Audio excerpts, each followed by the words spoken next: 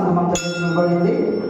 కీర్తన పుస్తకంలోని 276వ కీర్తన మనస్సు ఆత్మ తేజరిల్లుమని పాడుచు ఉదయకాలపు పరిశుద్ధ సమర్థ ఆరాధనను ప్రారంభించడము. 276వ కీర్తన.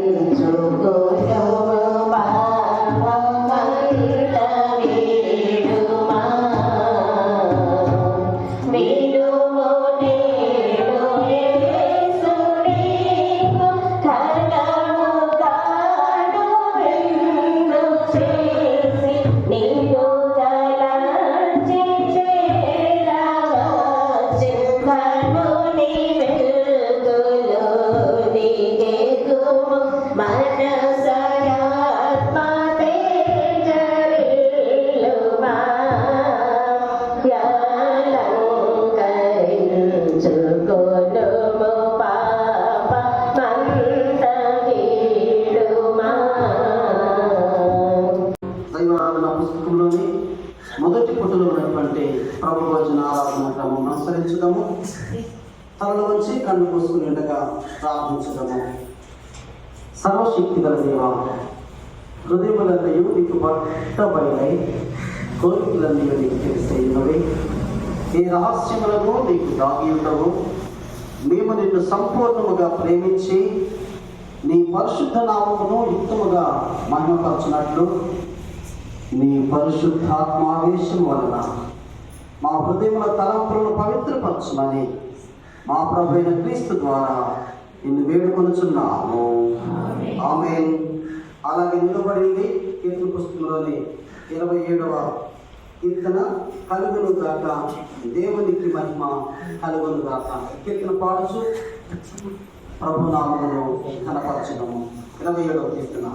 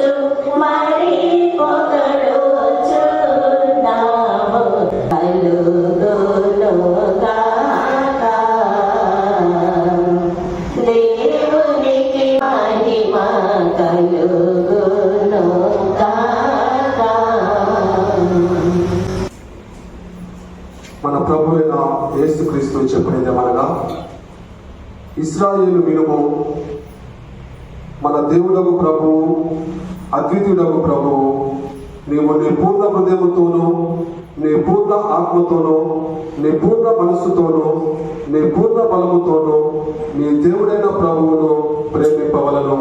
ఇది మొదటి ఆజ్ఞ. నిన్ను వల్ల నీ పొరుగు వలనే ప్రేమింపవలను.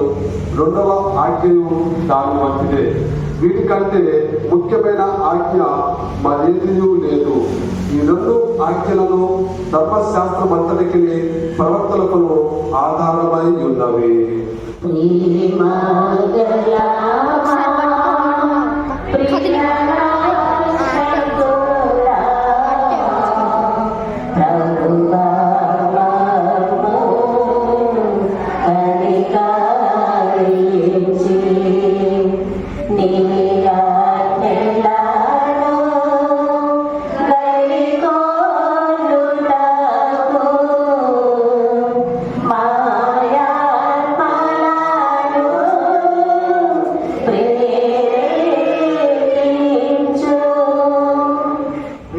దేవుని వ్యక్తిని పరిశుద్ధ వాక్యం విత్తుకును ప్రభు యొక్క శరీర రక్తములను పులుచుకుంటున్న మనం కూడి వచ్చున్నాము. కాబట్టి మోకాళ్ళలోని మౌనంగా మనము పరీక్షించుకొని పశ్చాత్తాపంతోనూ విశ్వాసంతోనూ ఆయన సమీపించినట్లు దేవుని కృపను వేడుకుదము. మీ పాపల నిమిత్తము వాస్తవముగాను పట్టుదలతోనూ పశ్చాత్తాపడి మీ పొరుగు వారి ఎలా ప్రేమలు స్నేహమును కలిగి ఉండి ఇతరు దేవుని ఆజ్ఞలను అనుసరించి ఆయన పరిశుద్ధ మార్గముల యందు నడుచుకొనొచ్చు కొత్త నడవడి గల వారగుటకు నిశ్చయించుకొనుచున్న మీరు మన ప్రభువైన యేసుక్రీస్తు ద్వారా ఆయనతో మరలా సమాధానపరచబడవలని సర్వశక్తి గల దేవుని ఎదుట మీ పాపములను దీన మనసుతో ఒప్పుకొని అందరము కలిసి చెప్పుదాము. పరలోకపు తండ్రి, నీకును మాకును వారికి పాపం చేసి ఒప్పుకొనుచున్నాము.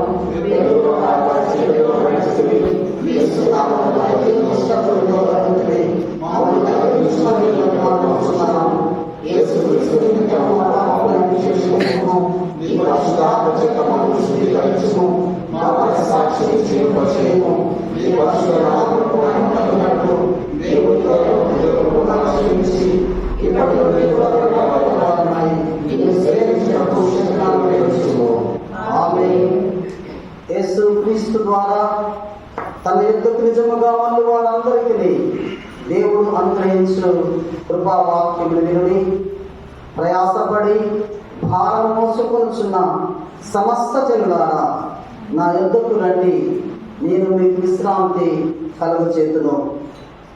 దేవుడు లోకమునెంతో ప్రేమించెను కాగా ఆయన తన అద్వితీయ కుమారునిగా పుట్టిన వారి యందు విశ్వాసముంచు ప్రతి వారు నశింపక నిత్య జీవము పొందినట్లు ఆయనను అనుగ్రహించెను. పాపులను రక్షించుటకు క్రీస్తు యేసు లోకములకు వచ్చిన వాక్యము నమ్మదగినదియు పూర్ణ అంగీకారములకు యోగ్యమైనదినై ఉన్నది. ఎవడైనను పాపం చేసిన ఎడల నీతిమంతుడైన యేసుక్రీస్తును ఉత్తరవాది తండ్రి యొద్ద మనకున్నాడు. ఆయనే మన పాపములకు శాంతికరమై ఉన్నాడు. మన పరలోకపు తండ్రి అయిన సర్వశక్తి గల దేవుడు తమ సహోదరులను క్షమించి మనస్ఫూర్తి అయిన పశ్చాత్తాపముతోనూ నిజమైన విశ్వాసముతోనూ తన వైపునకు మళ్ళీ వారందరికీ పాపములను క్షమించునని తన గొప్ప కనికరముల మాట ఇచ్చి ఉన్నాడు. ఆయన మన ప్రభువైన యేసుక్రీస్తు నిమిత్తము మిమ్మల్ని కనికరించి ఈ పాపములన్నింటినీ క్షమించి వాటి నుండి మిమ్మల్ని విడుదల చేసి సమస్త సద్గుణముల యందు మిమ్మల్ని స్థిరపరచి బలపరచి నిత్య జీవనకు తీసుకుని వెళ్ళనుగాక. ఆమేన్. దేవుని ప్రభు మీకు తోడైనగాక. ప్రార్థించుదాము. ఎపిఫనీ తర్వాత 3వ ఆదివారము సార్వత్రిక సంఘ ఐక్యత వారము. అంశము నీతి సమాధానం కొరకైన ఐక్యత. తల నుంచి కళ్ళు మూసుకొని సంగ్రహ ప్రార్థనను చేయదము. నీతి సమాధానము గతిపతివైన దేవ, మా రక్షణార్థము సమాధానాధిపతిగా ప్రభువైన యేసుక్రీస్తును పంపించింది కదా. అన్ని విషయాలలో సరైన తీర్పును కలిగి ఉండి ఈ సమాధానపు ఆత్మతో మమ్మను శక్తిమంతులుగా చేయటం ద్వారా సమాధాన రాజ్యమును స్థాపించుటకును నీతి గల న్యాయాధిపతివైన నీ కొరకు నిరీక్షించినట్లును దయచేయమని నీతోనూ పరిశుద్ధాత్మతోనూ నిత్యము జీవించుచు పరిపాలించుచుండడి మా ప్రభువైన యేసుక్రీస్తు ద్వారా నిన్ను వేడుకొనుచున్నాము. ఆమేన్. దయచేసి కూర్చోనండి. మొదటి నిబంధన భాగంగా యెహెజ్కేలు గ్రంథము 37వ అధ్యాయము 15వ వచనం నుండి 28వ వచనం వరకు దేవుని వాక్యము చదవగలిగిన. యెహెజ్కేలు గ్రంథము 37వ అధ్యాయము 15వ వచనం ప్రారంభం. ఈ పరిశుద్ధ జన్మకు ఏర్పాటు చేసిన మొదటి పాఠంగా యెహెజ్కేలు గ్రంథము 37వ అధ్యాయము 15వ వచనం నుంచి 28వ వచనం వరకు మనం దేవుని వాక్యం చదువుతున్నాం.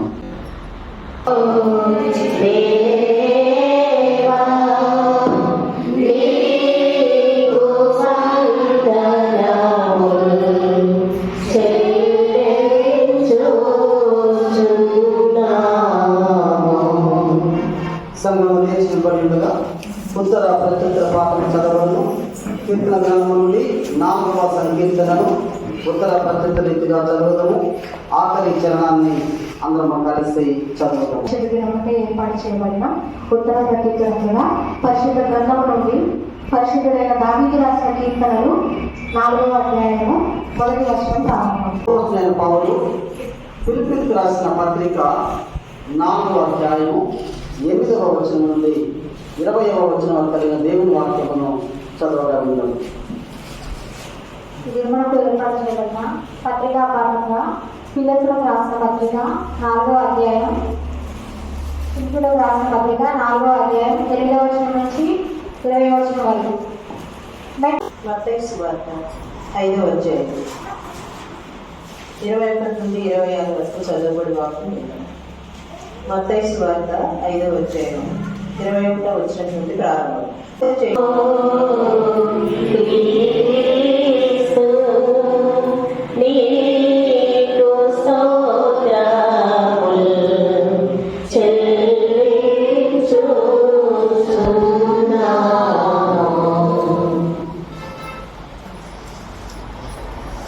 ఆరాధన నిలువబడి ఉంది. కీర్తన పుస్తకంలోని 260వ కీర్తన ఎలా శ్రోతల ఐక్యత వసించుట ఎంత లేదు మనోహరం కొనియాడతారని నేను అనే ఛాయలో ఈ కీర్తన పాడవలసి ఉంది. ఈ కీర్తన పాడుతూ దేవుని వార్త సందేశం వినడానికి మన హృదయాలను మరొకసారి ప్రాణపూర్తిగా సిద్ధపరచుకుందాం. 260వ కీర్తన. ಎಲ್ಲ ಸೋದರುಲ ಐಕ್ಯತ ವಸಿಂಚುಟ ಎಂತ ಮೇಲು ಮನೋಹರము ధరణిలో నారోను తరణుండి దిగజారు ధరణిలో నారోను తరణుండి దిగజారు పరిమళ తైలము వలె కదితనరారు ఎలా సోదరులైక్యత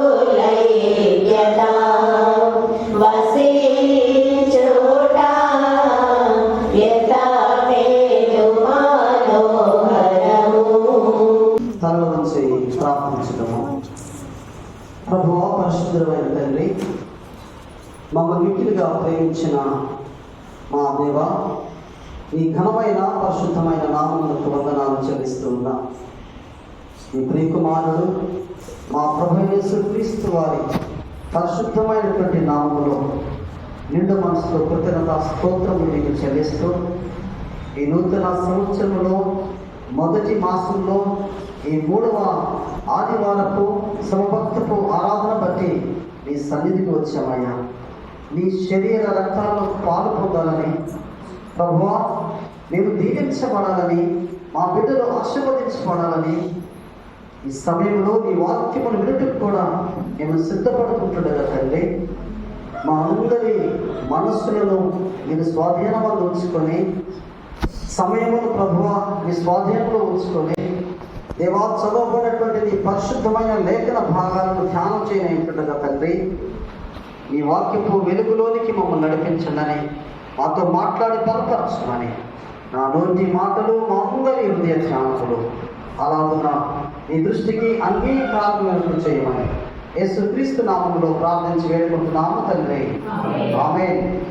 దయచేసి కూర్చున్నాను.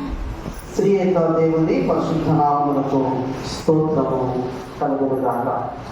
ప్రభునందు ప్రియ దేవుని సంగమ విశ్వాసులారా,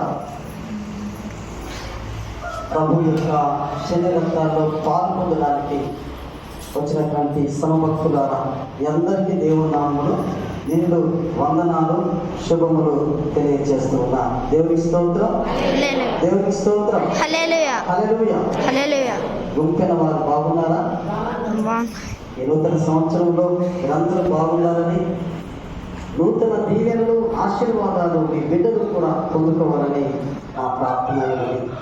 దేవుని మహాకృపలో ఈ 2024 సంవత్సరంలో మొదటి మాసంలో 3వ ఆదివారపు సమభక్తుల ఆరాధన మనం ఉంటూ ఉన్నాం. ఇలా దక్షిణీయ సంఘ పంచాంగము ప్రకారము ఎపిఫనీ తర్వాత 3వ ఆదివారం. ఈ ఆదివారాన్ని ఒక ప్రత్యేకమైనటువంటి ఆదివారంగా మనం ఆచరిస్తున్నాం. అదేమిటంటే సార్వత్రిక సంఘ ఐక్యత వారముగా ఈ ఆదివారాన్ని ఆచరిస్తూ దీనిలో మనకు ఒక అంశమును పొందుపరిచారు. మనకు ఒక అంశము ఇవ్వబడింది. అదేమిటంటే నీతి సమాధానముల కొరకైన ఐక్యత అనే అంశము మనకు ఇవ్వబడింది. ఈ యొక్క అంశాన్ని మనము ధ్యానించడానికి ముందు ఒక మంచి సందర్భాన్ని మీ మనసులో ఉంచాలని నేను ఆశపడుతున్నా. నిన్ననో మొన్ననో మన ఏపీ ముఖ్యమంత్రి జగన్మోహన్ రెడ్డి గారు ఒక స్టాచ్యూను ఇనాగ్రేట్ చేశారు, ప్రారంభించారు, రిబ్బన్ కట్ చేశారు. ఏది ఆ స్టాచ్యూ అమ్మా? ఎక్కడది? విజయవాడ నగర నడిబొడ్డున ఉన్నటువంటి కట్టినటువంటి స్టాచ్యూ దాదాపు 125 అడుగుల ఎత్తు కలిగినటువంటి ఆ స్టాచ్యూ విగ్రహాన్ని నిన్న రోజున వారి చేతుల మీదుగా ఇనాగ్రేట్ చేయడం జరిగింది. మీరు వార్తలు చూసి ఉంటారు, పేపర్లో న్యూస్ చదివి ఉండొచ్చు. ఆ స్టాచ్యూకు పెట్టిన పేరేంటో తెలుసా? అది దేనికి గుర్తుగా సాదృశ్యంగా ఉన్నదని ఒక పేరు పెట్టారండి. అంబేద్కర్ ఎవరు తెలియదు? మన వీధుల్లో ఉంటుంది విగ్రహం లేదా? మన వీధుల్లో మన ఊళ్ళో ఉంటాయి విగ్రహం. కానీ దానికి ఒక గుర్తు, ఒక చిహ్నం. దానికి పెట్టిన పేరేంటి తెలుసా? The statue of social justice. ఈ విగ్రహము దేనికి గుర్తునంటే సామాజిక న్యాయానికి, నీతికి గుర్తుగా దాన్ని నిన్న రోజున ఇనాగ్రేట్ చేయడం జరిగింది. ఎందుకు ఒక సందర్భాన్ని జ్ఞాపకం చేశానంటే, ఆయన నాకు చుట్టం కాదు, కత్తిరించి నేను కూడా నాకు చుట్టం కాదు, కానీ ఒక సందర్భం సార్వత్రిక ఐక్యత లేదా నీతి సమాధానముల కొరకైన ఐక్యత అనే అంశాన్ని మనం ధ్యానించినప్పుడు ఆ సామాజిక న్యాయం కొరకు మహానుభావుడు ఏ రీతిగా శ్రమించాడో మనందరికీ తెలుసు. క్రైస్తవులుగా దేవుని వాక్యమును ఎరిగినటువంటి బిడ్డలుగా, దేవుని సంఘముగా మనమట మనకు గుర్తుందట, మనకొక గుర్తింపు ఉందట. ఆయన కానీ సామాజిక న్యాయానికి గుర్తుగా ఎలా ఉన్నాడనో మనం అనుకుంటున్నాము. క్రైస్తవులు ఉన్నటువంటి మనకు కూడా ఒక గుర్తింపు ఉన్నదట. అదేమిటంటే నీతికి సమాధానానికి కొరకైనటువంటి ఐక్యతకు గుర్తుగా క్రీస్తును ఎరిగినటువంటి క్రైస్తవులు సంఘము ఉండాలని అంశం ద్వారా మనము ధ్యానం చేయబోతున్నాం. దేవునికి స్తోత్రం. ప్రభువుకు ప్రియమైనటువంటి వారు, ఈ మాటలను మన మనసులో ఉంచుకొని ఈరోజు చదవబడినటువంటి వాక్య భాగాలను ఒక్కొక్కటిగా ధ్యానం చేద్దాం.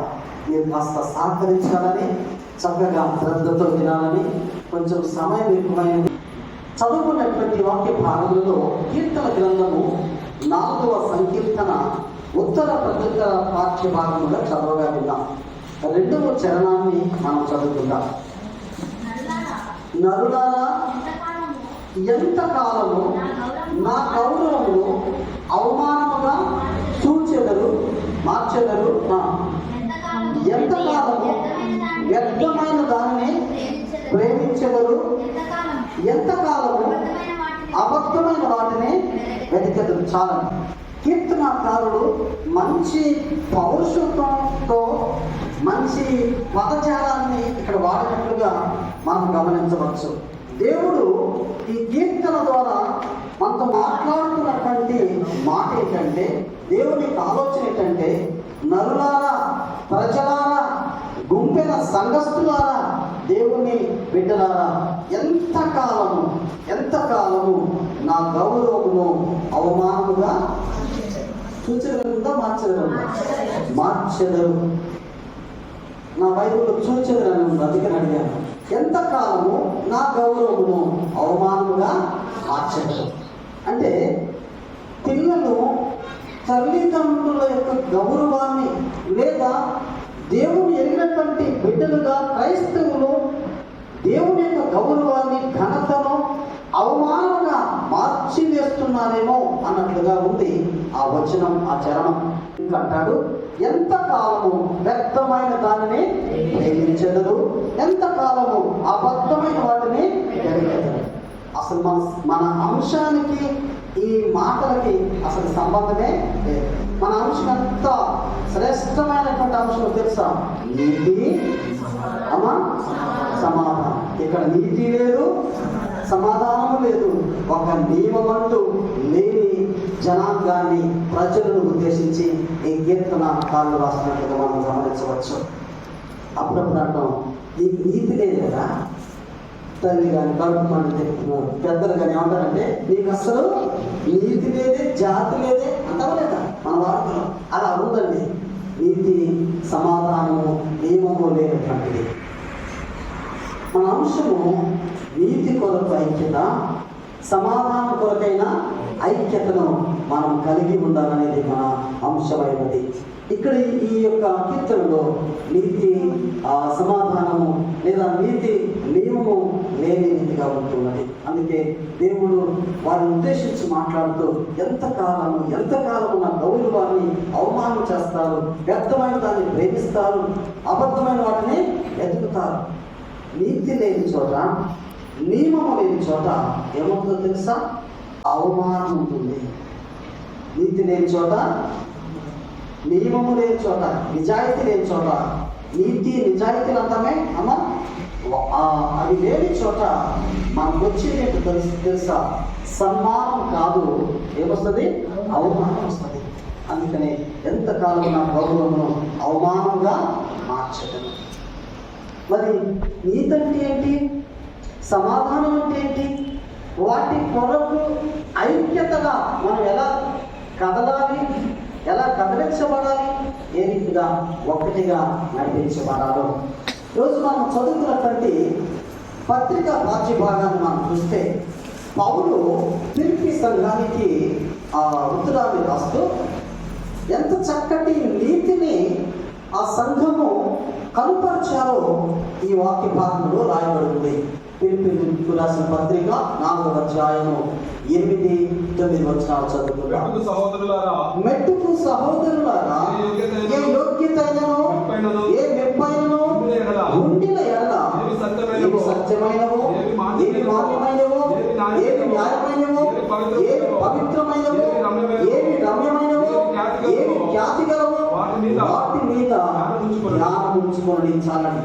పౌలు ఫిలిప్పీ సంఘానికి ఉత్తరాలు రాస్తూ, ఎట్టుకు సహోదరులారా, మీకు ఏ యోగ్యత ఉన్నదో, ఏ అర్హత ఉన్నదో, ఏ ఆధిక్యతను దేవుడు మనకిచ్చారో దానిని బట్టి మీరు జీవించగలరా అని చెప్పినట్లుగా ఉంది. ఏది యోగ్యత, ఏ మెప్పు ఉంది, ఏ అర్హత ఉంది, ఏ ఆధిక్యత ఉన్నదంటే, మీ అందరికంటే మేము గొప్పవారం కాదు, కానీ దేవుని పొలమనే సంఘములో సేవ చేసే ఆధిక్యతను ఇవ్వడాన్ని బట్టి మీ ముందు నిల్చున్నారా అంతే. దేవునికి స్తోత్రం. అంతకు మించి మాకు యోగ్యత లేదు, మీకంటే గొప్ప చదువులను కాదు, ఆస్తి పనులు కాదు, అంతస్తులు లేవు. కానీ దేవుడు ఇచ్చిన మెప్పు, యోగ్యత, ఆధిక్యత ఏంటంటే దేవుని సేవ చేసే ఆధిక్యత. పౌలుకు కూడా అదే పిలుపు ఉన్నది, అదే పని ఉన్నది, అదే పరిచయం ఉన్నది. పౌలు ఫిలిప్పీ సంఘానికి రాసినట్టున్నాడు, ఏవి సత్యమైనవో, ఏవి మాన్యమైనవో, ఏవి న్యాయమైనవో, ఏవి పవిత్రమైనవో, ఏవి రమ్యమైనవో, ఏవి ఖ్యాతి గలవో వాటి మీద ధ్యానం ఉంచుకోండి. చూడకపోతే ఆయన స్టాండ్ చాలా బాగుంది. కానీ ఆ మాటలన్నిటినీ కూడా ఒకే ఒక్క మాట చెప్పాలంటే మనకు అర్థమయ్యే రీతిగా ఏది మంచో దాన్ని చెయ్యండి అలా అంటున్నట్టుంది కదా. ఏది మంచో దాని మీద ధ్యానం ఉంచండి. చాలాసార్లు గుడికి వస్తూ ఉంటాం, ఆరాధన ఉంటాం, వాక్యం ఉన్నట్టుగా ఉంటాం, కానీ మన ధ్యానం ఇక్కడ ఉండదు, ఇంటి దగ్గర ఎక్కడ ఉండదు. కొన్నిసార్లు ఇక్కడ అంటున్నాడు ఏది మంచో వాటి మీద ధ్యానము ఉంచండి. అంటే మంచేంటో చెడేంటో వివేచించే జ్ఞానాన్ని దేవుడు మనకి ఇచ్చాడు. ఆ మంచిని మీద మనము ధ్యానం ఉంచాలి తప్ప చెడు మీద ధ్యానం ఉంచకూడదు. అలాగే దేవుని వాక్యం మీద కూడా ధ్యానము ఉంచాలనంటే, ధ్యాస ఉంచాలనంటే మన శ్వాస ధ్యాస దేవుని వాక్యం పైన ఉండాలి. దేవునికి స్తోత్రం. మాట చెబుతూ పౌలు అంటున్నాడు, మీరు ఏమి నేర్చుకున్నారో, నా వలన ఏమి విన్నారో, ఏమి చూచారో అటు వాటిని చేయండి అంటాడు. 9వ వచనంలో చదువుకుందాం. మరియు మీరు నా వలన ఏమి నేర్చుకుని అంగీకరించితిరో, నా యందు ఉన్నట్టుగా ఏమి వింటిరో, ఏమి చూచితిరో అటు వాటిని చేయుడి. అప్పుడు సమాధానకర్తయగు దేవుడు మీకు తోడై ఉండును. దేవునికి స్తోత్రం. ఇక్కడ ఒక ప్రాక్టీస్ చేస్తున్నాడు. ఇలా చెయ్యండి, మంచి ఏంటో చెడు ఏంటో దాని మీద ధ్యానం ఉంచదని చెబుతూ చెప్పకనే చెప్తున్నట్టు మాట ఏంటంటే ఇంకొక ఈ రీతిగా చేయండి, చేయాల్సింది కూడా ఉన్నది అన్నట్లుగా పౌలు చెబుతున్నాడు. అదేంటి తెలుసా? నా వలన మీరు ఏమి నేర్చుకున్నారో. ఇలా నేర్చుకున్నారా? 3 సంవత్సరాలు అయింది. ఒక పాట, ఒక మాట, ఒక ఆలోచన, మనస్సు గ్రహించారండి. ఏమి నా వలన మీరు ఏమి నేర్చుకున్నారో, ఏమి అంగీకరించారో, నా యందు ఉన్నట్టుగా మీరేమి విన్నారో, ఏమి చూచారో అటు వాటిని చేయండి. నేను ఇక్కడ రాసుకున్న మరొక మాట ఏంటంటే, నేర్చుకోవడం అంటే ఏంటి అమ్మా? నేర్చుకున్నామండి. ఈ మధ్య కొత్త సంవత్సరంలో నుంచి బైబుల్ పాస్టర్లు ఉన్నటువంటి అన్ని సంఘాలలో బైబిల్ పాఠాలు ఏ సంఘం లేదన్నా అవే 4 పాటలు అవుతారు కదా. అలాగే ఆరాధనలో పాటలు కూడా క్రమముగా ఉండాలని ఈ మనకి పాస్టర్ అఫీషియల్ వాట్సాప్ గ్రూప్లో అప్లోడ్ చేస్తున్న పాటలు ఎంతమంది నేర్చుకుంటున్నారు, ఎంతమంది వాటి మీద ధ్యాస ఉంచుతున్నారు నాకు తెలియదు. కానీ ఒకరిద్దరు ఫోన్లు వస్తున్నాయి, అయ్యా ఈ చరణం ఎలా పాడాలి, సింక్ అవ్వట్లేదు అయ్యా, ట్యూన్ చేంజ్ అవుతుంది, ఛాయ మారుతుంది, చెడిపోతుందయ్యా, ఒకసారి పాడి వినిపించండి అయ్యా అనిపిస్తుంది. ఎంత సంతోషం అనిపిస్తుంది నాకు. దేవునికి స్తోత్రం. ఎందుకంటే నా సంఘము, నా పిల్లలు ఈ పాటలు వింటున్నారు, నేర్చుకోవాలని ఆసక్తి ఇలా ఉన్నారని సంతోషపడతాను. నేర్చుకోవడం అంటే చేయడం వల్ల. నేర్చుకోవడం అంటే నేర్చేసేవాడిని ప్రాక్టీస్కి రావంటే సస్తే రాదు. ఏంటంటే అన్నీ వచ్చుంటారు. అవును, అన్నీ వచ్చుంటారు. ఒకరోజు ఒక ఆదివారంలో ఎందుకో ఆ అంశానికి తగ్గట్టు 518 కీర్తన పెట్టాడు. పాడందమ్మన్న 518 కీర్తన ఏంటి? నేను నా ఇంటి వారును నీతి సూర్యుని కొలుతుము. ఆ కీర్తన వారు పాడుతున్నారు కదా, మామూలు పాడలేదు. అసలు ఇన్ని సంవత్సరాల సేవ అనుభవంలో ఏ సంఘంలో, ఏ అధ్యక్ష మండలంలో కూడా ఆ ఛాయ లేదండి. అంత సింపారు ఆ పుస్తకాన్ని. ఎందుకంటే ఏదైతే విన్నామో, ఏదైతే నేర్చుకున్నామో, ఏదైతే అంగీకరించామో, ఏదైతే చూచామో దాన్ని నేర్చుకోవడం అంటే చేయడం అన్న. నేర్చుకున్నామని మాకు వచ్చండి అంతంటే మనిషికి వచ్చేది చాలా తక్కువ, నేర్వాల్సింది.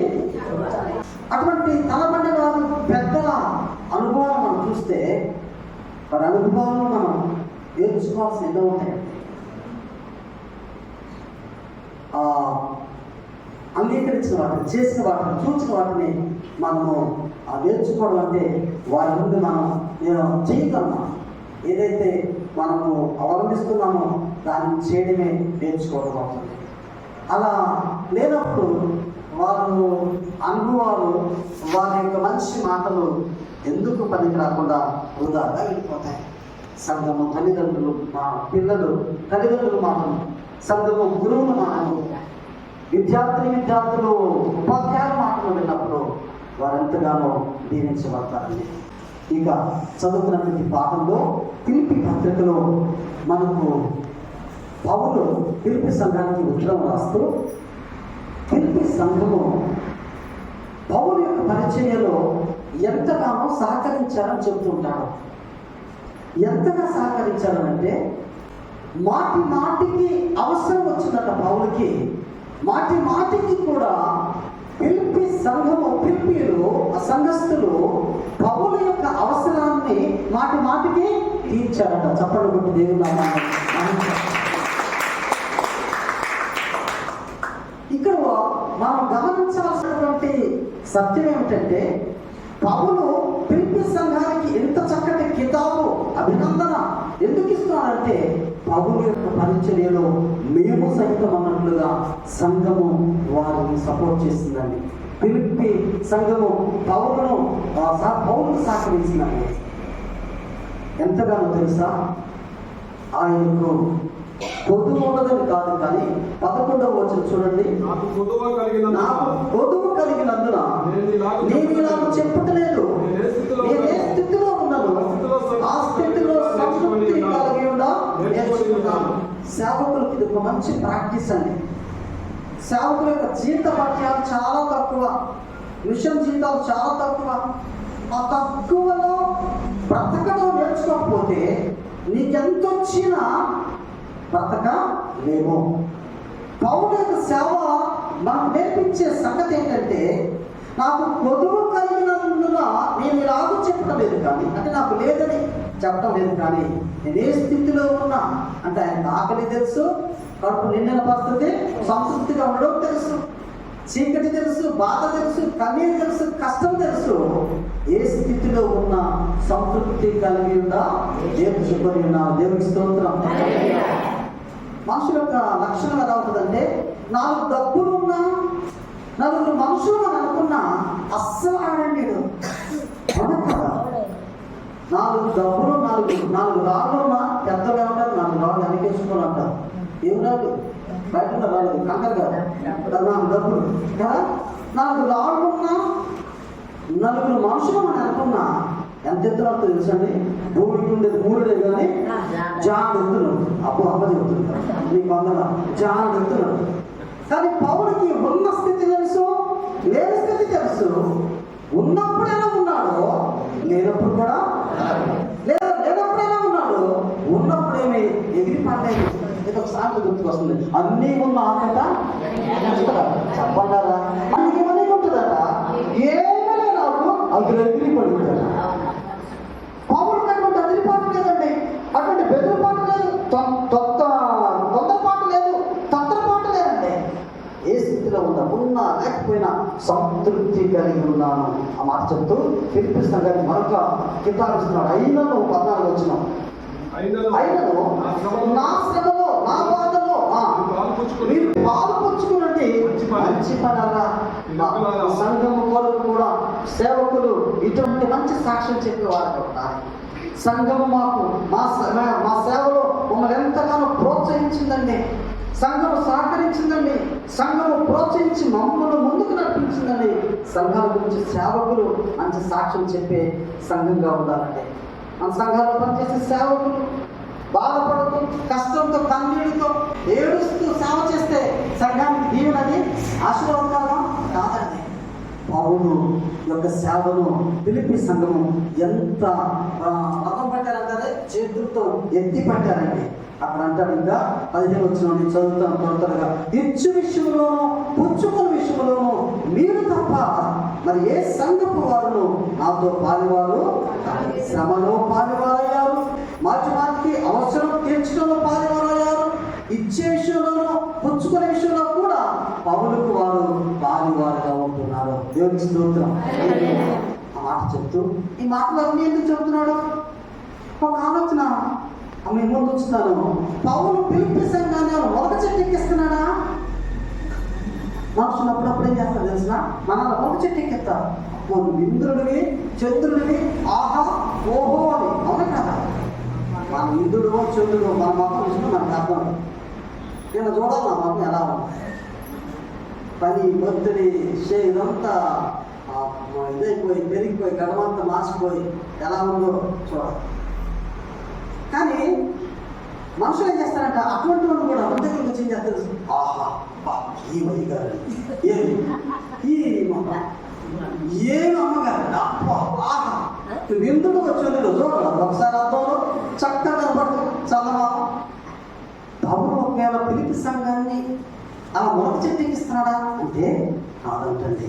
17 తెచ్చుకుని మంచిగా నేను ఈమెని అపేక్షించి ఈమెగా చెప్పడం లేదు, కానీ మీ లెక్కకు విస్తార ఫలము రావాలని ఆశతో చెప్పుచున్నాను. దేవుని స్తోత్రం. పిలిపి సంఘానికి పౌలు ఎందుకు మాట చెప్తాడంటే వాళ్ళని ఏదో ఆశించి కాదండి, ఏదో వాళ్ళని ఇస్తారనో మూట కట్టుకుందామనో మోసుకుంటూ పోదామనో తీసుకుని పోదామో తిందామనో కాదండి. పౌరులటువంటి ఆశ అపేక్షలు కదా. అందుకంటున్నాడు నేను మీ నుండి మీ ఈవిని మీకున్నటువంటి వాటిని అపేక్షించి నేను రీతిగా చెప్పడం. సేవ ఎప్పుడు కూడా ఆశించి చేయకూడదు, కానీ మనం చేయాల్సిన సేవ మనం చేస్తే మనకు ఇవ్వాల్సింది దేవుడు మనకు ఇస్తాడు. చెప్పడం దేవుడు సేవలాగా చేస్తే సేవను దేవుడు మెచ్చే రీతిగా మనం చేయగలిగితే మనకి ఏ లోటు ఏ కొరత వెతుక్కోవడం ఉండదండి. నేను ఆ రీతిగా అపేక్షించి ఈ రీతిగా చెప్పడం లేదు, కానీ మీరు చేసినటువంటి దానికి మీ లెక్కకు విస్తారమైన ఫలము రావాలని అపేక్షించి చెప్పుచున్నామని అంటూ ఉంటాడు. ఇప్పుడు ఒక ఆలోచన, చదువుకున్నటువంటి పత్రికా పాఠ్య భాగంలో మనకు ఉన్న నీతి ఏంటి? ఎందుకంటే మన అంశం ఏమిటి? నీతి సమాధానం కొరకైన.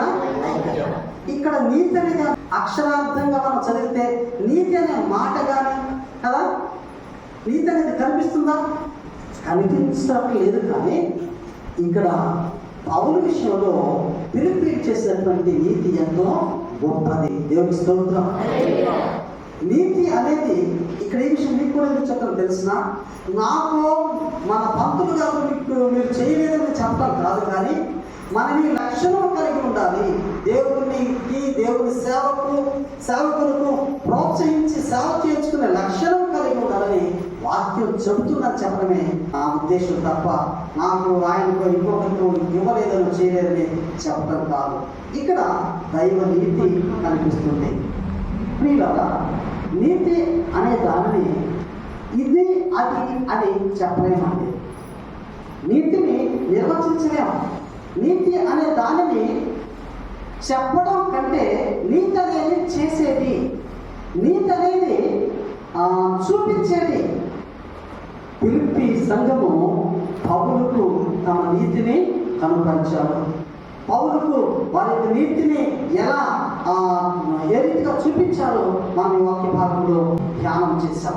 అందుకే నీతి అనే దాన్ని డిఫైన్ చేయడం, నిర్వచించడం, ఇది అది అని నిర్వచించడం. అందుకు ఒక మంచి సందర్భాన్ని నేను ముందు ఉంచుతాను. నాకు లేని పరిస్థితుల్లో ఆయన గారి దగ్గర 10,000 రూపాయలు అప్పు తీసుకున్నా. ఏం తీసుకున్నా? 10,000 రూపాయలు అప్పు తీసుకున్నా. నెలలు గడిచాయి, తీసుకున్నప్పుడు బతికి ఉండదు. తీర్చేటప్పుడు మాత్రం మనం ఏం లేదు, పువ్వుగా పెట్టేస్తూ ఉంటాం. ఒట్టిది ఆ బోర్డు నుంచి కనపడలేదు కదా. నెలలు గడుస్తున్నాయి, సంవత్సరాలు గడిచినాయి. నా పరిస్థితి ఆర్థికంగా చితికిపోయినటువంటి పరిస్థితుల్లో అప్పు తీర్చలేకపోయా. ఆయన కూడా ఎన్నడూ నన్ను అడగలే. ఒక పరిస్థితి కాస్త 10,000 చేతులు ఉన్నటువంటి పరిస్థితిలో ఆయన దగ్గరికి వెళ్ళి డబ్బులు కూడా వెళ్ళా. ఆయన లెక్క కడితే ఎప్పుడు వచ్చి లెక్క కడతాడు? ఇచ్చినోడు తీసుకున్న దగ్గర వచ్చి లెక్క కడతాడు. అప్పటి నుంచి లెక్క కడితే జడిసి ఊపిడైందంటే అలా 10 కాస్త చెప్పండి 20, 10 కాస్త 10 కట్టలేను. 20 ఎక్కడికి తెచ్చి కట్టగలరా? కట్టగలరా? కట్టలేదు. ఆయన ఏమన్నా తెలుసా? నేను ఈ లెక్క కట్టి వడ్డీతో లెక్క కట్టి తీసుకోను, కానీ నేను ఇచ్చినటువంటిది అసలు అంటారే అదేదో నాకు ఇస్తే చాలు. చప్పడు దేవుడు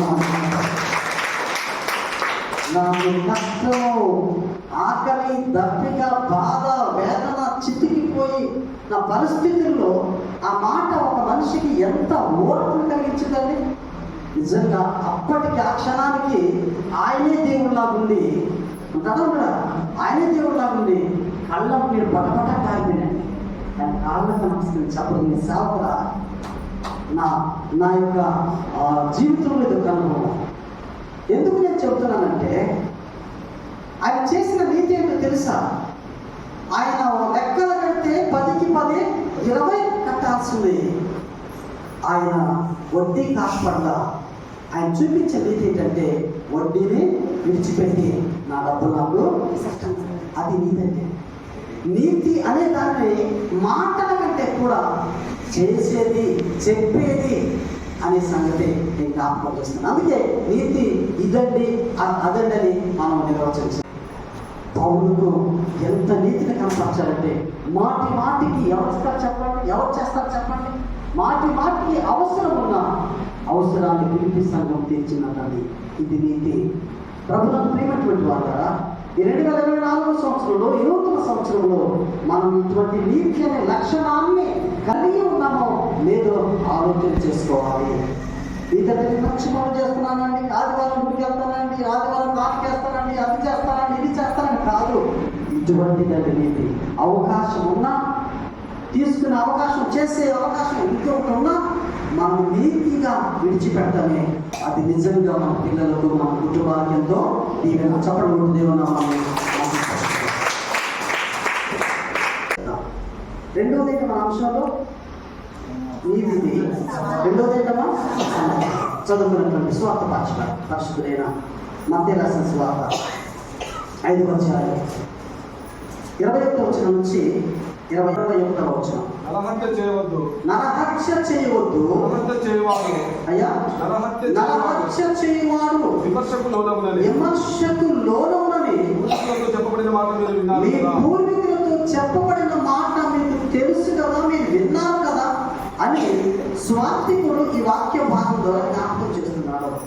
ఏం చేయొద్దట అమ్మా? ఏం చేయొద్దట? నరహత్య చేయొద్దు. నరహత్య అంటే అమాంతంగా అక్కడనే వేసుకునేదమ్మా. అమాంతంగా ఫ్యాషన్ అంటే అమాంతంగా చంపివేయడం నరహత్య. ఈ సువార్తికుడు ఏమంటారంటే నరహత్య చేయవద్దు. నేను ఇప్పుడు ఒక ప్రశ్న మిమ్మల్ని అడుగుతా, ఇదేంటి మీరు ఎవరైనా నరహత్య చేస్తున్నారా? మీరు ఎవరైనా చంపుతున్నారా? చంపారా? మొన్న హత్య చేశారా? అయ్యా హత్య ఏంటి కంటి చూపలేదు. వాక్యం ఏం చెబుతుందంటే నరహత్య చెయ్యొద్దు అంటుంది. ఇదేంటంటే నేను హత్య చేశానా, మీరే హత్య చేశారా, పత్రులు గారు ఏం చేశారు? అయ్యా చేయరా కదా. కానీ వాక్యం చెబుతుంది చెయ్యొద్దు, చెయ్యొద్దు, గుచ్చి గుచ్చి చెబుతుంది. ఏం చేయొద్దట? నరహత్య చేయొద్దు. కయ్యేను తన తమ్ముడైన హేబెలును చంపాడు. బైబిల్ మనం చూస్తే మొట్టమొదటి నరహత్య చేసినటువంటి మానవుడు ఎవరంటే కయ్యేను. మరి అటువంటి హత్యలు లేవు కదా. కానీ వాక్యం మనకి ఎలా బోధిస్తుంది, ఎలా చెబుతుంది అంటే నరహత్య చేయవద్దు, నరహత్య చేయవాడు విమర్శకులోనే ఉంటాడు అని మీ పూర్వీకులతో చెప్పండి మాట మీకు తెలుసు కదా, విన్నారు కదా. అక్కడ చాలా విమర్శలు ఉంటాయి. ఒకటి నరహత్య, రెండవది సహోదరుని ద్వేషించడం కూడా నరహత్యతో సమానం అంటాడు. మూడవది వ్యర్థుడ ఎందుకు పనికిరాం అంటాడే అలా అనడం కూడా నరహత్యతో సమానం అంటాడు. నాలుగవది ద్రోహి. ద్రోహి అంటే మనతో ఉండి కూడా ఉండి పంపముచ్చోడు ఉంటాడే, కూడా ఉండి పంపముచ్చోడు ఏమంటారు?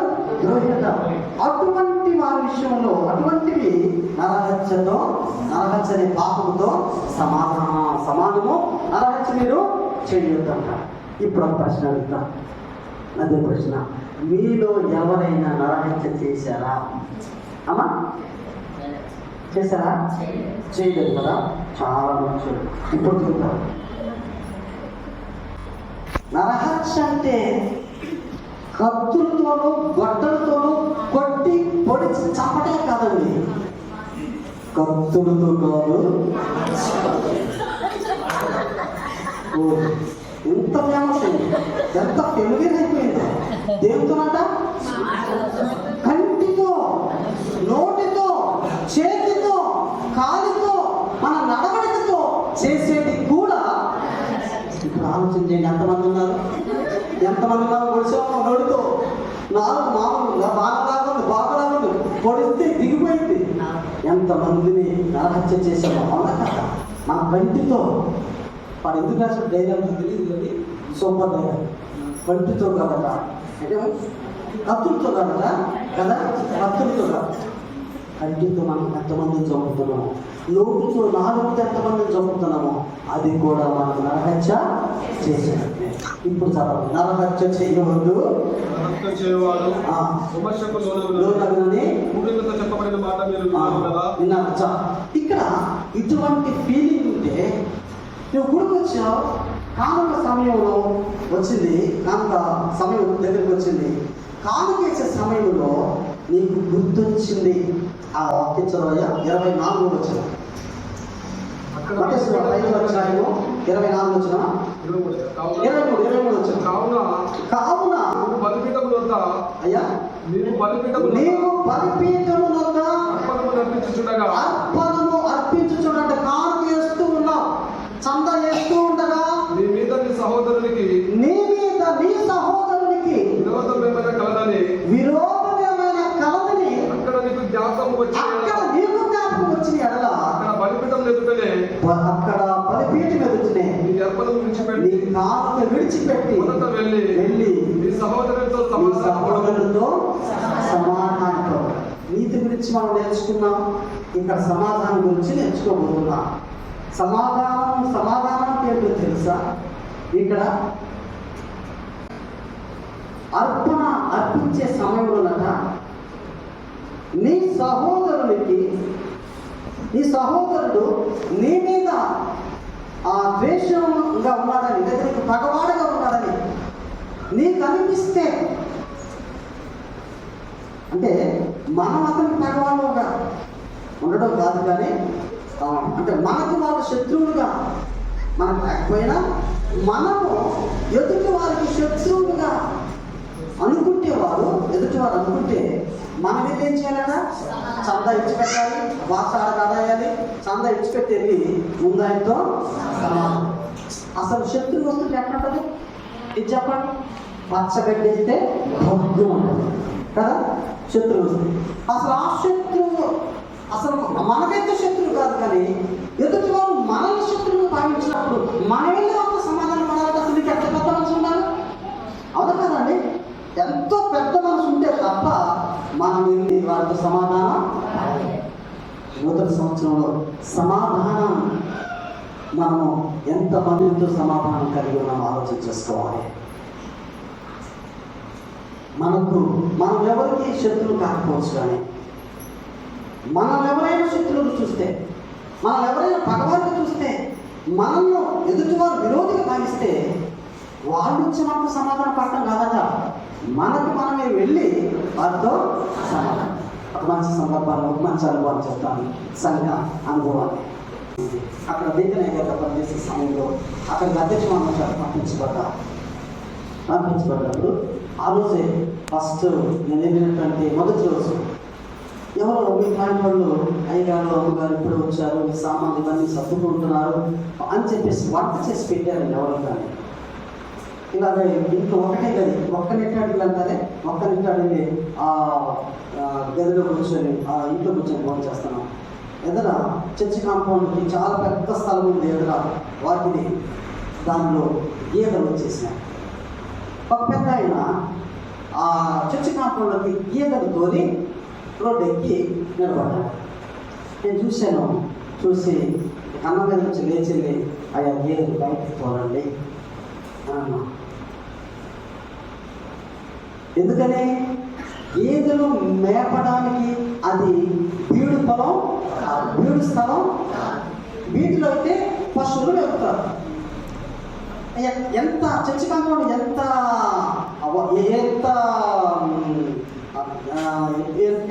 ఏ రీతిగా వాళ్ళు వాడుకుంటున్నారు అంటే చాలా దరిద్రంగా వాడుకుంటున్నారు. అంటే పశువులు వేసే ఒక బీడు భూమిలాగా పొలంలాగా వాడుకుంటున్నారు. నేను చెప్పాను, అయ్యా కావాలంటే లోకాలెత్తి గడ్డి ఉందట, చిన్న దారిన చర్చికి వెళ్ళడానికి ఆ పొలం గట్టు మీద జనం మీద కాలు వాడుతుంది కదా, అదే ఆ దారి మోకాలెత్తి గడ్డి. ఆ గడ్డి కోసం తీయడానికి ఒక్కడు కూడా సంఘం నుంచి రాలేదు. కానీ తేరగా వస్తే మాత్రం గీతలు తోదేసి మేపుకుంటున్నటువంటి పరిస్థితి. నేను చెప్పాను, అయ్యా ఆ గీతలు మేపకండి, కావాలంటే ఆ గడ్డి మొత్తం తోసుకెళ్ళండి. అప్పుడు గుడి బాగుపడింది, విశాలకు దారుంటుంది, సంఘం రాగలుగుతారు, మీ పశువులకి ఆ కడుపు నిండా మేత ఉంటుంది. అంటే ఆ పెద్ద మనిషి ఏమన్నా తెలుసా, ఎన్ని రోజులు వైగారు ఇక్కడ నేనన్నా కొనటానికి రాలేదయ్యా, నేను అధ్యక్షమంతా పంపించింది సేవ చేయడానికి వచ్చా, ఇప్పుడు వెళ్ళిపోమంటే తట్ట పుట్ట సర్దుకొని వెళ్ళిపోతానయ్యా, ఉండటానికైతే రాలేదు.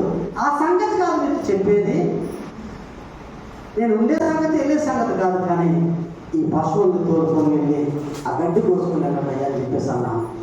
ఒక అయిపోయింది, పెద్ద ఒక పెట్టుకుని వెళ్ళిపోయాడు.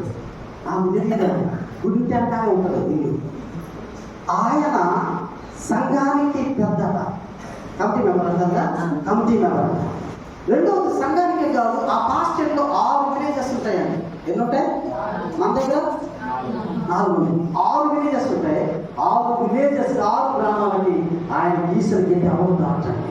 ఆయన స్థితులు వస్తుంటేనే వెళ్ళిపోరాడు. ఇక ఆయన స్థితులు మాట్లాడేది మాట్లాడండి. నాకు తెలియదు తీసి నేను వెళ్తుంటాను. గుడి అంటే శుభ్రంగా ఉండాలి, చక్కగా ఉండాలి, పవిత్రమైంది, పక్షుతమైంది, అది ఇది మనం ఆ ఉద్దేశం తెలిస్తే ఎన్ని రోజులు ఉండవు అని అడిగింది ఆయన. అలా అయిన తర్వాత సాయంకాలం అమ్మగారు నేను కలిసి వారి ఇంటికి వెళ్ళాను. ఎందుకు? నాకు ఆయన శత్రువు కాదు, కానీ నేను మాట్లాడిన మాటను బట్టి ఆయన నన్ను ఎలా చూస్తాడు? వీడు ఉయ్యా వచ్చిందా, ఇవన్నీ రాబోతాడు, గొప్ప ఉంటాడు, నా గుడి నా స్థలం ఎప్పటి నుంచో వేపుతున్నా అని అనుకునే ఆలోచన మనిషికి ఎలా ఉంటుంది? మనం ఎలా చూస్తాడు? శత్రువుగా చూస్తాడు. ఆయన నాకు శత్రువు కాదు, ఆస్తి తగ్గులు లేవు ఆయనకి, నాకు పొలం గట్టు తగ్గులు అంతకంటే లేవు.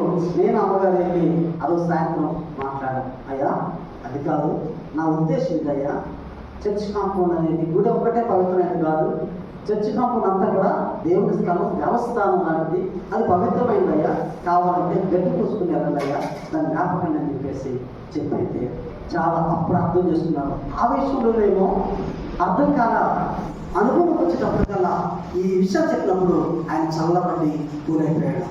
ఆ తర్వాత నుంచి సంఘానికి రావడం మొదలైంది. ఒకవేళ నేను అమ్మగారు అక్కడికి వెళ్ళలేదు అనుకోండి, సంఘానికి వచ్చాడా? చస్తేరాడు. నేను ఆ ఊరు నుంచి బయటకు వచ్చేదాకా గుడికి రాడు. గుడికి వస్తున్నామా? మనం అనుకుంటాం మా అయ్యగారు సాధారణంగా మా సేవకులు ఉంటుంది, నేను ఉన్నంత వరకు రాజా, ఉన్నంత వరకు రాజా, నేను ఉన్నంత వరకు అసలు అతను గడప తక్కలేదు అనుకున్నాను. అదే కిరీటమా? ఒక ఆత్మను పోగొట్టుకున్నట్టే కదండి. ఒక రాకపోతే, ఒక కుటుంబం రాకపోతే, ఒక వ్యక్తి రాకపోతే ఒక ఆత్మ పోగొట్టుకుంటూ ఉంటుంది. కానీ మనము ఎలా ఉంటామంటే అస్సలు మనము వెళ్ళేంత వరకు గొప్ప లేదు గొప్పగా చెప్పుకుంటాం. సంఘాన్ని పోగొట్టుకుంటున్నామనే సంగతిని గ్రహించాలి. ఇక్కడ గ్రహించాం.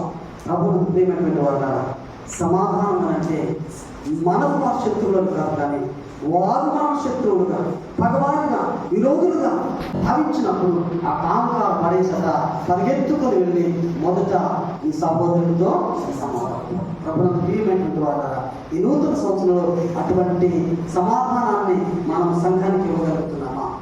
నీతి సమాధానం అనేది దైవ లక్షణం అండి. దైవ నీతి, దైవ లక్షణం. సమాధానము, నీతి అనేది దైవ లక్షణం అండి. నూతన సంవత్సరంలో అటువంటి లక్షణం మనం కలిగి ఉండాలి. దాని కొరకు మనము ఐక్యతగా రావాలట. అదే కదా మన అంశం, నీతి సమాధానం కొరకైనా ఇక ఐక్యత కొరకు ఎక్కడ రాయబడింది. మొదటి నిబంధన పాఠ్యభాగం యెహెజ్కేలు గ్రంథం 37వ అధ్యాయం ఎంత వచ్చారనుకుంటారా? 37వ అధ్యాయం 15 నుంచి 28వ వరకు చదవగలిగినా నేను మనం చదివించింది కానీ అక్కడ సంగతి చెప్తాను. నేను 4 పాటలు మనకు తెలిసింది కానీ మీకు బాగా తెలిసినటువంటి అక్కడ ఉన్నటువంటి పరిస్థితి ఏంటంటే దేవుడు ప్రవక్త అయినటువంటి యెహెజ్కేలుతో మాట్లాడి ఏమంటున్నాడు అక్కడ, అయ్యా నువ్వు ఒక కర్రతో తీసుకో, మరియు దాని మీద పేరు రాయి యోధావారిని, ఇంకో కర్రతో కొంత తీసుకో, దాని మీద ఇశ్రాయేలు వారిని పేరు రాయి, ఆ రెండింటిని నువ్వు కలుపు ఒక్కటిగా జోడించు, అవి ఒక్కటే అయిపోతాయి. అప్రాక తప్పగా అంటారే అలా చెప్తున్నట్టున్నాడు కదా. ఒక్కటిగా చేసేసి అవి రెండు కాకుండా ఒక్కటే తునక అవుతుంది. అది దేనికి సాదృశ్యంగా ఉన్నదంటే ఆ ప్రజలైన సాదృశ్యంగాను, మందిరానికి సాదృశ్యంగాను, దేవుడు కూడా ఒక్కడే అనడానికి సాదృశ్యంగా ఉన్నదని ఈ ప్రవక్త యెహెజ్కేలు ఆ భాగంలో తెలియజేస్తారు. అంటే రెండుగా ఉంచక రెండింటిని ఒకటిగా కలిపే లక్షణం కూడా ఎవరి లక్షణం? చప్పడు దేవుడు నీతి, సమాధానము, ఐక్యత అనేది పరిశుద్ధాత్మ దేవుని యొక్క లక్షణాలు అనేది. ఈ మూడింటిని మనము ఈరోజు ధ్యానం చేస్తున్నాం. సంఘాలు ఆరాధనకు రమ్మంటే ఐక్యతగా రాకపోవచ్చు, లేదా ఒక మంచి పనికి రావాలంటే రాకపోవచ్చు, కానీ కదా ఒక చెడ్డ పనికి మాత్రం అందరూ వస్తారు. ఒక మంచి అనుభవాన్ని మేము ముందు ఉంచి మేము గుడిని పెంచాలి, మరి తండ్రి గారు తగ్గలేరు అని చెప్పేసాను. సరే మంచిది బాబు, మీరందరూ ప్రోత్సహిస్తే, మీరందరూ సహకరిస్తే గుడిని పెంచుదామని చెప్పేసి పిలిచారు. చెప్పింది ఎవరు? సంఘం. ఏ పని? ఐదు పని, పంతులు పని, గుడి పని, దేవుని పని. రాదు. మళ్ళీ ఒక వారం 10 రోజులు టైం తీసుకున్నాయా, మళ్ళీ పిలిచారు సంఘం అందరికి రండి. రాదా. మూడోసారి 300 ఒక మనిషికి ఇచ్చి పిలుపులకు అంటారు కదా కాస్త పల్లెటూరులో, అతను 300 కూలిచ్చి ఇంటింటికి డోర్ టు డోర్ వెళ్ళి పిలవమని చెప్పారు. వాళ్ళు రా. ఇక వీళ్ళ వల్ల అవ్వదని నేనేమంటున్నా, నేనేం చేశానంటే 40 లక్షల చర్చి కట్టకపోయినా, ఎడవెప్పు పొడవ పెంచుకుంటాను 25 లక్షలు అయితే అది కట్టకపోయినా, కనీసం తండ్రి గారు తగ్గలేరు కదా, ఎదురు పూర్తిగా మనం పెంచితే ఒక 5 లక్షలు అయితే అన్నారు. కనీసం వీళ్ళు ఎవరు రాకపోయినా 5 లక్షల పని అన్నారు, చేపిద్దామని నేను కంకణం కట్టుకోను. ఎట్టకేలకు పని మొదలుపెట్టాను. ఒక చిన్న తేడా వచ్చింది ఆ పనిలో.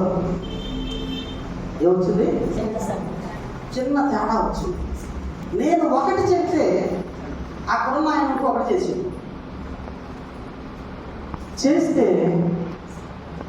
కూడా ఆయన బుకాయిస్తూ అంటే దాన్ని ఇంకేమంటారు తెలంగాణ అతను కొడుతూ, లేదు మీరు చెప్పలేదు, నాకు ఇదే చెప్పండి, నేను ఇదే చేసి నేను చేస్తున్నాను కరెక్ట్, నేను చేసిందే రైట్, మీరు చెప్పింది తప్పని నా మీద పెద్ద కూడా వేసుకున్నా. ఏమైంది తెలుసా? 3 సార్లు పిలిచిన రాని సంఘం 3 నిమిషాల్లో అందరూ వచ్చింది. అదే 3 సార్లు సచ్చిందాకా పిలిచి మనిషిని కూలిచ్చి పెట్టి పిలిపించిన రాని సంఘం చిన్న గొడవ అయితే ఎవడు పిలిచిండో కానీ పేరంటానికి వచ్చినట్టే పురోగట్టు వచ్చేసారు. సంఘం దేవుని పిల్లలు ఆ రీతిగా ఉండాలి. మంచి కొరకు మనం ముందుకు రావాలి, కానీ చెడు పనికి మనం పోట్లాటకి మనం ముందుకు రాకూడదు. నీతి, సమాధానం కొరకైనా సార్వత్రిక ఐక్యత ఈ నూతన సంవత్సరంలో కలిగి ఉండాలి. ఇది దైవ నీతి, ఇది దైవ లక్షణం. ప్రభుత్వం ప్రియమైనటువంటి వాళ్ళ నేను ముగిస్తున్నాను. ఈ నూతన సంవత్సరంలోనైనా ఏది మన నీతో, ఏది మన సమాధానము, ఎవరితో మనము చక్కటి సమాధానాన్ని కలిగి ఉన్నామో, ఎవరిని కలుపుకుంటూ ఐక్యతలో కొనసాగుతున్నామో మనం పరిశీలన చేసుకుంటూ నూతన సంవత్సరంలో ముందుకు వెళ్ళాలని కోరుతూ మాటలు ముగిస్తూ దేవుడు మనం దీవించి ఆశీర్వదించుగాక. అందరూ తెచ్చిన కూడా సమయపాలను బట్టి మరణించాలని కోరుతున్నాను. దైవ పుస్తకంలోని 24 పుస్తకంలో ఉన్నటువంటి అపోస్తలుల స్వస్థత్రాన్ని అందరం కలిసి ఒప్పుకుందాం.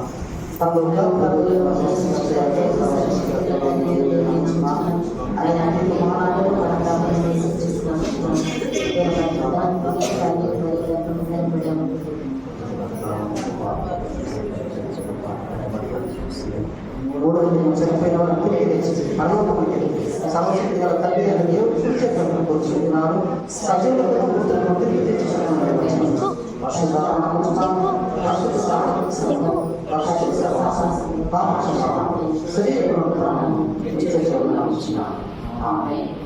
కూర్చున్నది ఇప్పుడు మాట విందాం.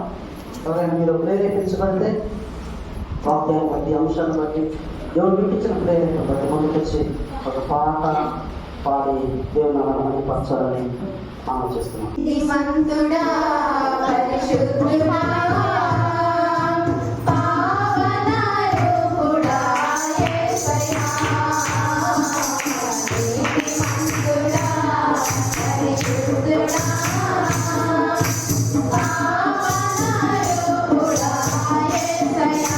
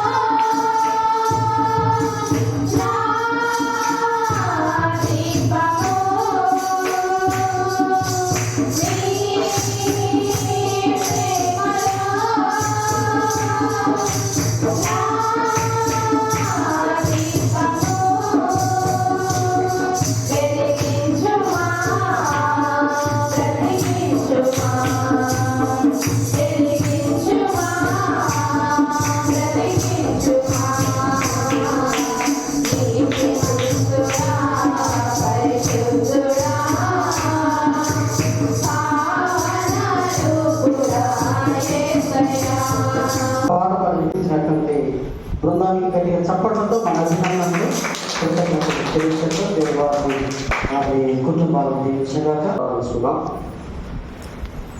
ప్రార్థన. పరిశుద్ధుడా మహోన్నతుడా మా యేసయ్యా నీకు స్తోత్రాలు చెల్లిస్తున్నాను ప్రభా. ఒక ఉదయకాల సమయం నుంచి మధ్యకాల సమయం వరకునైనా చక్కటి వాక్యాన్ని మన యొక్క సేవకుల ద్వారా వినిపించి ఆయన వాక్యము చేత బలపడటప్పుడు మీరు ఆయన యొక్క కుమారుని ఏర్పాటు చేసుకొని చక్కటి ఆహారము భుజించేటప్పుడు వాక్యం చేత మనం అందించినటువంటి విధానం బట్టి స్తోత్రాలు చెల్లిస్తున్నాను ప్రభా. ఇటువంటి ఆయన దీవించమని ప్రార్థిస్తుంటుంది.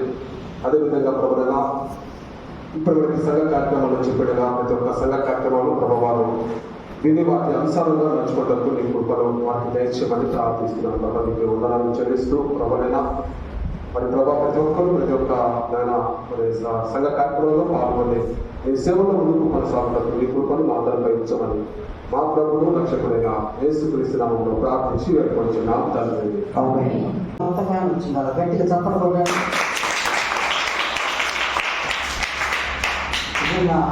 చర్చి చూస్తున్నట్టే చాలా ఎంత సంతోషం చూస్తుందంటే ఈ డెకరేషన్ పైకి చూసారా, నిజంగా మీ స్థాయి పైకి వెళ్తూ అనిపిస్తుంది అలాగే. ఇంకొకటి ఏంటంటే నిజంగా ఎంత పైకి వెళ్తుందంటే రోజు ఇక్కడ జరుగుతున్నటువంటి ఆరాధనలు యూట్యూబ్లోకి వస్తున్నాయండి. ఆ పుట్టోడు ఇలా నుంచి నిలబడ్డాడు స్తంభంలాగా నిలబడ్డట్టే ఉండదు, కానీ ఎంత వర్షం అవుతుంది. కుమారుని యొక్క పరిశుద్ధాత్మ యొక్క నామమున ఈ ఫ్యాన్ను ప్రారంభిస్తున్నాం.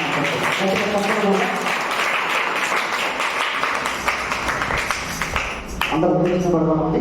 కీర్తన సూచన 443 కీర్తన శ్రీ యెహోవా నీకు సంవేద నాలుగు సంపద ఈ కీర్తన పాడచ్చు. మన కానుకలను దేవునికి సమర్పించుకుంటాం. 443 కీర్తన. శ్రీ యెహోవా నీకు సంవేద శ్రేయముదవగ నాడు సంపద ఆయచని సర్వకర్ముల నేయన నివాసితు భక్తితో శ్రీ యెహోవా నీకు సంవేద శ్రేయముదవగ నాడు సంపద అడగువదుని పాదములవడి యుడయుడానా వల్లితిరి తనము చేయుట కొరుతునిను తండ్రి నానీకరించుమి శ్రీ యెహోవా నీకు సంగీత శ్రేయముదవగ నాడు సంపద ప్రభువరాయర్పించుకొను భక్తితోడా నన్ను నిందు శుభప్రదములకు షడ్గులకు నన్ను సొంపు వీరగా నింపు స్వామి శ్రీ యెహోవా నీకు సంగీత శ్రేయముదవగ నాడు సంపద మహిమస్తుతులు చెల్లునినా మంబునకు నిత్యంబుగానా మిహ పరముల బ్రోచువాడా నీవే సుమాలోకరక్షక శ్రీ యెహోవా నీకు సంగీత శ్రేయముదవగ నాడు సంపద నీవు నా రాజువు నిరతము నేను నీ బిడ్డను నిశ్చయము పావనాత్ముని ఎదుట నాదు జీవమిడుదు సజీవమునకై శ్రీ యెహోవా నీకు సంగీత శ్రేయముదవగ నాడు సంపద వాయకలి సర్వకర్ముల నేయన నివాసిత భక్తితో శ్రీ యెహోవా నీకు సంగీత శ్రేయముదవగ నాడు సంపద ప్రార్థించుదాము. మంచి వారు కదా ఈ జనులకి తీసుకొచ్చి వీటిని మమ్మల్ని దీవించి లోకమంతటా సమాధానంగా విస్తరింపచేయమని ఆ ప్రభు యేసుక్రీస్తు ద్వారా ఇది వేడుకొనుచున్నాము.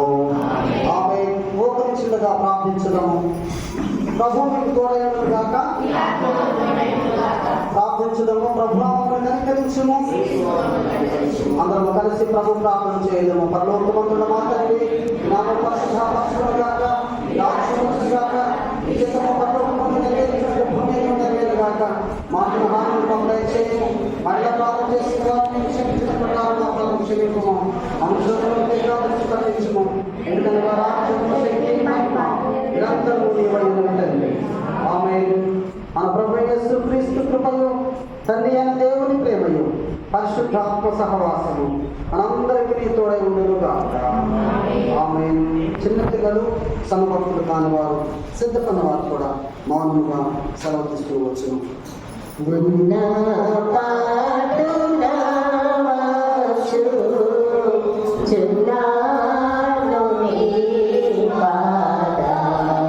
సంగీత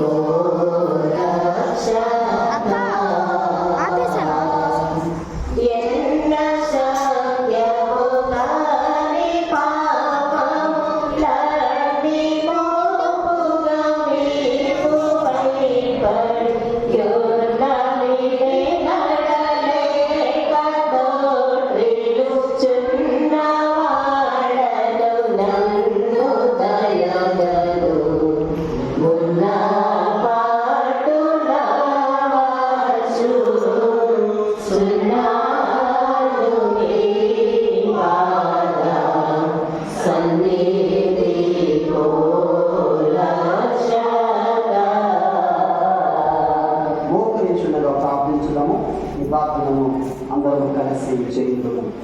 ఓ యేసు మాకు తోడయుండుము. మంచి ప్రధాన యాజకుడైన ఓ యేసు ఈ శిష్యులందరూ మా మధ్య నుండుము. రొట్టె విరుచులో మీరు ప్రత్యక్షపరచుకోవడం మీరు తండ్రితోనూ పరిశుద్ధాత్మను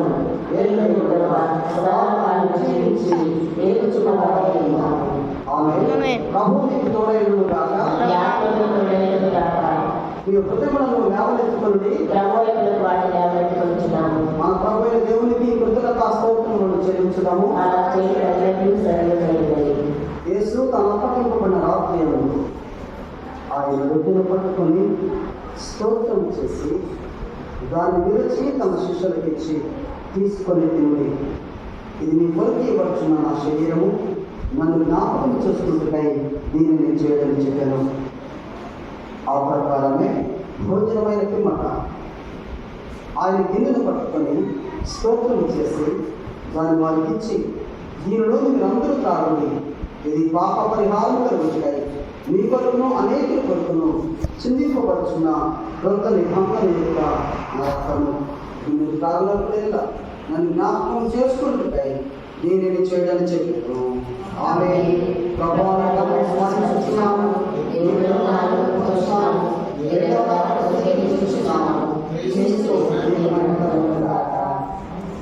ప్రభు బలను సమీపించుగా అందరం కలిసి దీన స్వరంతో వినయ సామీప్య ప్రార్థనను చేయము. కనికరములలో మీరు మా సమీపం కాక నా గొప్ప శక్తిని అనుకుని నీ వలని ప్రారంభిస్తుంది. మీ వలన పడిన కానీ కలిగి మార్పు లేని ప్రభువై ఉన్నాము. కాబట్టి ప్రభు మా పాపం శరీరాత్మను యొక్క అమూల్యమైన శక్తి చేతనకును నీ మాయలోను ఆయన మాయను ఎల్లప్పుడూ నివసించను.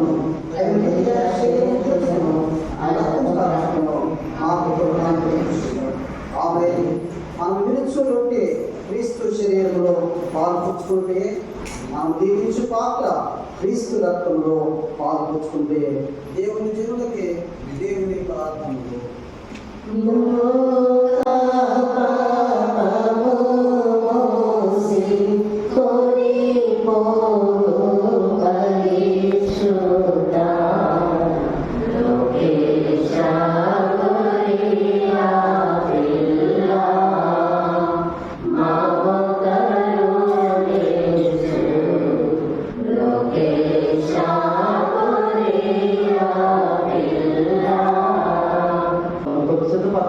ముందుకు రావాల్సిందిగా మనం చేస్తున్నాం.